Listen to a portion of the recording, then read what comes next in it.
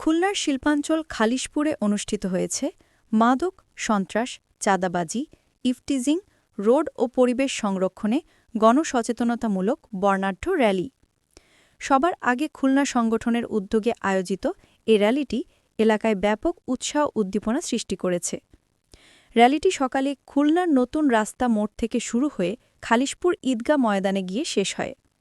খালিশপুর শিল্পাঞ্চলের বিভিন্ন মাধ্যমিক বিদ্যালয়ের শিক্ষক, শিক্ষিকা ও শিক্ষার্থীরা ব্যানার, প্ল্যাকার্ড ও ফেস্টুন হাতে নিয়ে অংশ নেন এ র্যালিতে।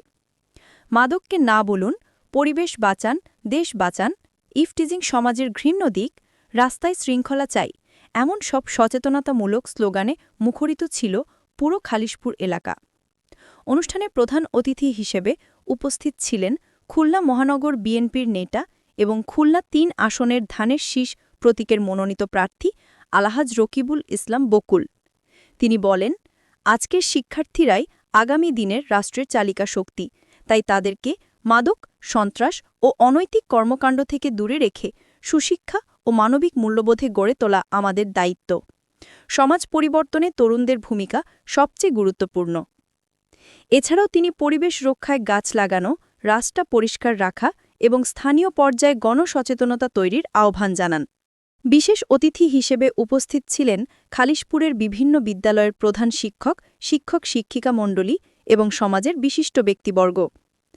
অংশগ্রহণকারীরা বলেন, এ ধরনের কর্মসূচি তরুণ প্রজন্মকে মাদক, ইফটিজিং ও সহিংসতা থেকে দূরে রাখবে এবং সমাজে ইতিবাচক প্রভাব ফেলবে। র্যালি শেষে খালিশপুর ঈদগাহ ময়দানে সংক্ষিপ্ত সমাবেশে শিক্ষার্থীরা পরিবেশ রক্ষা, রাস্তায় শৃঙ্খলা বজায় রাখা এবং সমাজ থেকে সন্ত্রাস ও মাদক নির্মূলে একসঙ্গে কাজ করার অঙ্গীকার ব্যক্ত করেন। দিনব্যাপী এই কার্যক্রমে শিক্ষার্থীদের ব্যাপক অংশগ্রহণে উৎসবমুখর পরিবেশের সৃষ্টি হয়। এই সংগঠনটির প্রতিষ্ঠাতা খালিশপুরের কৃতি সন্তান গণমানুষের নেতা আলহাজ রকিবুল ইসলাম বকুল।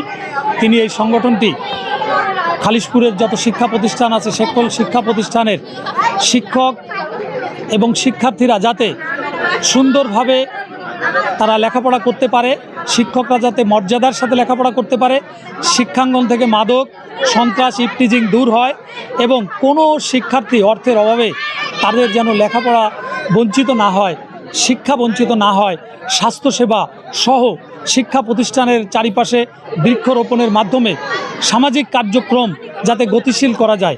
আজকের যে শিক্ষার্থী তারা যেন আগামী দিনের সুন্দর সোনার নাগরিক হিসেবে নিজেকে প্রতিষ্ঠা করতে পারে, মাদক মুক্ত মানুষ হিসেবে নিজেকে প্রতিষ্ঠিত করতে পারে, একজন সৎ আদর্শ নাগরিক হিসেবে তাকে যেন প্রতিষ্ঠিত করতে পারে, সেই কাজ করবার জন্য সবার আগে খুলনায় সংগঠনটির জন্ম হয়েছে।